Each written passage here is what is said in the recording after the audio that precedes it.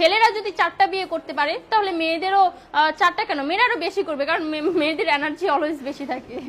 ছেলেরা যদি 4টা বিয়ে করতে পারে তাহলে মেয়েরা পারবে না কেন? অবশ্যই পারবে, কারণ নারী পুরুষ সমান অধিকার। আর যদি একটা কথাই চিন্তা করি তাহলে মেয়েদের চেন কোনো কাজে লাগে না, চেন খুলে মুতার অধিকার তো তাদেরও আছে।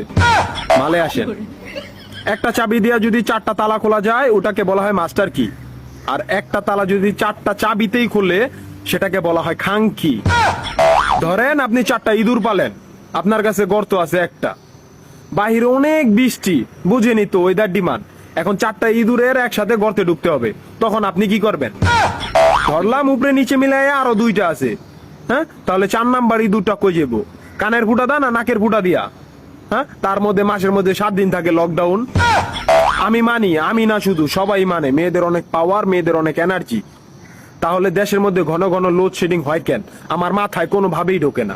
একটা ছেলে যদি 4টা বিয়ে করে, 4টা ঘরে যদি 10টা সন্তান থাকে, তারপরও বাপের নামে একটাই থাকবো। এখন আপনি যদি 4টা বিয়ে করেন, একটা সন্তান হয়, তাহলে বাপের নাম কি দিবেন? সলিমুদ্দিন, কলিমুদ্দিন, আনোয়ার, মনোয়ার, নাকি গড়ে মিলাইয়া জানোয়ার? আপনি কি নারী না ঢাকা শহরের লোকাল গাড়ি? 30টা সিট ফুল, 20 জন দাঁড়ানো, তারপরও বলে পিছনে সিট খালি, ওঠেন তাড়াতাড়ি, পিছনে সিট খালি, ওঠেন তাড়াতাড়ি। শুধু এই সমস্ত মেয়েদের কারণে পুরা নারী জাতির সম্মানহানি হয়। আমাদের উচিত সিটি কর্পোরেশনের কুত্তা মারার ইনজেকশন দিয়া এদেরকে মেরে ফেলা, যাতে এদের জন্য অন্য কোনো মেয়েদের কেউ খারাপ নজরে না দেখে। মা রানী কোনানকার।